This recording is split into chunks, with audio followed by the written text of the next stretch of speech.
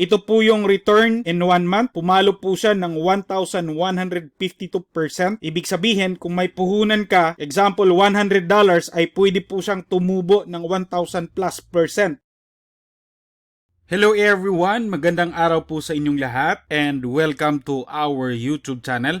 Once again, this is Rofil Lacson. And for today's video mga kaibigan, i-review po natin ang XM Copy Trading Platform. Kaka-launch lang po nito a couple of months ago, and so this time, try po natin i-dig deeper ang mga information na kailangan nating malaman for us to define kung ang platform na to ba ay good or very good. At kung bago ka pa lang naka-visit sa ating channel, huwag kalimutang mag-subscribe. Lalong-lalo na if you are interested sa mga content na pwedeng magbigay sa atin ng empowerment and dagdag knowledge paano tayo makapag-maximize ng mga opportunities na kumita dito sa internet. So, let's proceed! Now, as a person na naghahanap ng opportunity, dagdag pagkakitaan online, dito sa XM Copy Trading Platform ay mayroong dalawang option. And you can evaluate yourself kung saan ka dito magpi-fit. Una, as a copyer. And regardless if you are a beginner in Forex trading, sabi pa nga dito, trade like an expert in no time at all. Ibig sabihin, kahit wala ka pang background sa trading, mga kaibigan, pwede mong i-grab ito in a sense that copy trading works with the situation na merong expert trader na nagpo-provide ng strategy at tayo bilang copyer ay kukopyahin natin yung trades na ini-execute niya, and the moment this person or this strategy manager ay magkakaroon ng profit, ay kikita din po tayo. And secondly, if you are an expert trader at meron kang proven and tested strategy at pwede mo itong ibahagi sa XM Copy Trading Platform at pwede kang kumita ng up to 50% profit share sa iyong strategy. Depende kung magkano yung sinet mo mismo. The more copyer you have, of course, the more na magkaroon ng kita as profit share.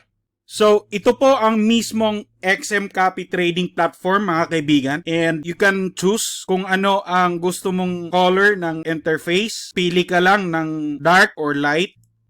Ayan. And explore po natin ito later. And for you na makapasok sa platform na to is kailangan mo ng XM trading account. So kung wala ka pang trading account with XM, may link po sa description ng video na to, kaibigan. Click mo lang yon and dito ka iraroute sa homepage na to. At para makapag-open ka ng account, click mo lang ang open an account button dito, or pwede rin po itong start copy trading button.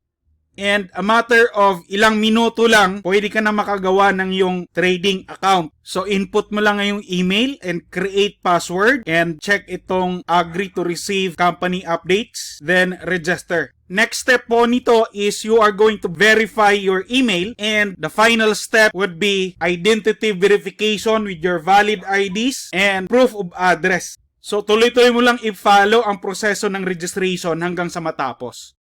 To continue mga kaibigan, this time pag-uusapan muna natin gaano ka-legit ang XM as a broker na nagpo-provide ng copy trading platform. So this business organization ay founded po siya last 2009. You do the math kung gaano na po siya katagal sa market, ay somehow more than a decade na po siyang nag-ooperate with over 10 million clients or traders na nag-exist from over 190 countries. And meron din po itong 25 plus secure payment methods. Dito sa Pilipinas mga kaibigan, included na po ang mga common e-wallet mode of payment like GCash. Of course, meron din po itong 10 plus full features trading platforms, and supported po nito ang 30 plus languages, and of course 24/7 pro customer support. So XM is a multi-awarded trading broker, at recently mga kaibigan is nagkaroon po ito ng exclusive partnership or sponsorship with the Filipino boxing legend Mr. Manny Pacquiao. Another left hand for Pacquiao.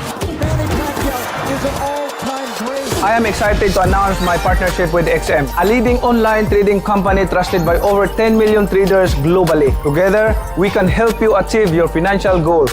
Rise to greatness with XM at your side. In terms naman sa mga documents, pwede po nating ma-search ito sa WikiFX, ang XM. And as you can see, meron po itong 9.01 score as rating dito sa WikiFX, mga kaibigan. And as to their licenses, meron po itong 4 given by regulatory bodies in 4 different locations. Una, itong sa Australia Securities and Investment Commission with a license number 443670. Next, itong from Cyprus Securities and Exchange Commission with a license number 120/10. Third, itong from Belize Financial Services Commission with the Retail Forex license number 00361/397. And finally, itong from Dubai Financial Services Authority with the license number F003484. In conclusion, kung legit po ba or reliable ang XM as a broker with the documents and information na na-research natin, mga kaibigan, it's 100% guaranteed ng ating investments or puhunan pang trade na i-deposit po natin sa platform na to is of course safe at makakaasa tayo na hindi na lang po ito basta na lang biglang maglaho. Alright? This time, kung meron ka ng trading account with XM, all you need to do para makapag-proceed tayo na ma-explore ang copy trading platform, you just need to log in your account, put your email and password, and then click login. At ito po yung account homepage, mga kaibigan. Now, kung ang ginagamit mo naman is mobile, proceed mo lang ang mga proseso dahil most likely pare-pareho lang naman po ang interface ng platform. Okay? Ngayon na nandito tayo sa ating XM account to proceed sa copy trading platform, ang gagawin natin is click lang po natin itong Explore XM Copy Trading button and you will be navigated directly sa homepage na gaya po nito, mga kaibigan. Kung first time mo pa itong mapasok ang platform, wala ka pang copy trading account. May nakalagay po ditong button na Create Investor, yun po yung i-click mo. And after that, magkakaroon ka na ng copy trading account number gaya po nito. So explore mo lang ang XM Copy Trading platform. And in case, kung ikaw ay expert trader na nais mag-provide ng strategy na ipapakapi dito sa platform na to, ang i-click mo is itong Strategy Manager area. Ayan. And you can simply create your strategy dito. Now, pag-usapan natin in brief kung paano pumili ng mga strategy manager na ikokopya natin at paano mag-copy trade. So, nandito po yung mga market options like Forex, indices, crypto, algorithmic, itong mga EA, and commodities. So, ito po yung mga category na pwede nating pagpilian kung sino-sino yung pwede nating i-copy trade. Now, meron ding most popular, featured, best performers. Now, depende sa yung risk appetite, either low risk or high risk. Ayan. So, kung gusto mo ng low risk, nandito rin. Low drawdown, low fees, most invested, and high win rate. Finally, kung gusto mo nang mag-copy trade, kailangan mo munang mag-deposit ng yung puhunan na gagamitin. On average, mga kaibigan, ang minimum investment po dito is $50. Kaya pwede mong simulan at $50. But ideally, magandang simula ang $100 dahil pwede kang mag-copy trade ng dalawang strategy manager. Now, napaka-importante po ang risk management like stop loss and take profit. Paano po ito iset, etc. May ilalagay po akong link sa description nitong video para pwede nyong mapanood ang guide na yon. Paano i-set up ang basic na risk management sa copy trading platform ng XM. Ngayon, in terms naman sa pag-dissect ng kabuuang performance ng isang strategy manager, mga kaibigan, napaka-simplified ang details na available dito. So example, itong strategy provider na Rose Gold, I think ang flag na to is from Vietnam. Ito po yung return in 1 month. Pumalo po siya ng 1,152%. Ibig sabihin, kung may puhunan ka, example, $100, ay pwede po siyang tumubo ng 1,000+% in 1 month kung ito po yung nakopya mo. Ang fee is the profit share of the strategy provider. Etong investor, kung ilang investor ang nag-invest sa kanya, ang risk score, etong 10 is 1 out of 10 risky po siya as strategy provider. But again, the higher the risk, the greater is the return. Ganun po yung basic concept. Ito naman po yung graph ng kanyang performance. At kung i-compare natin siya dito kay Longlong or walk step by step, mas maganda po yung performance niya kasi pataas siya ng pataas. Unlike po dito. Okay? And click po natin. Ayan, andito po yung lahat-lahat ng details about sa kanya. The leverage. Ayan, minimum investment is $50.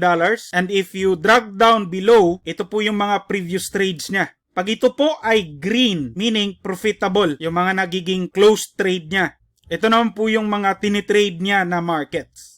So, ito sa mga nakaraang araw, sobrang nagiging profitable po siya. And dito mo makikita yung kanang risk score. Ayan, 10. Yung drawdown is hindi po siya lumagpas ng 50%, kaya maganda pa rin po. And halos wala pa po siyang talo. And ito po yung average profit niya per trade. At kung gusto mo nang ikopya ang isang strategy manager, of course, click lang po natin itong copy strategy. Ayan.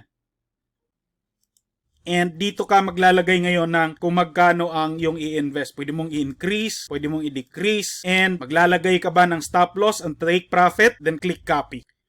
In conclusion mga kaibigan, if XM Copy Trading Platform is good or very good, for me, ang kabuuang user interface ay napaka-friendly po niya, lalong-lalo na sa mga beginners. Simple po siya i-operate. Kaya with no question, in my humble opinion and assessment, this is very good, lalong-lalo na sa mga bago na mag-engage sa copy trading.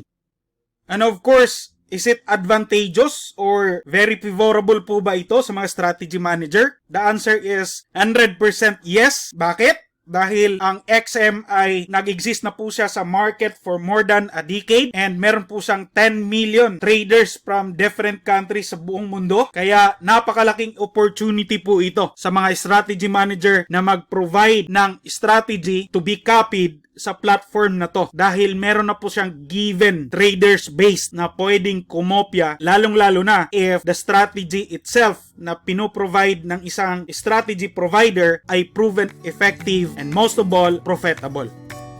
So I think that's all lang po muna for today mga kaibigan. I hope ang video na to ay somehow nakapagbigay sa inyo ng dagdag knowledge about XM copy trading. If you have other questions, feel free to comment down below sa comment section. Once again, this is Rofi Lacson. Don't forget to subscribe. Thank you so much for watching and good luck with your trading journey.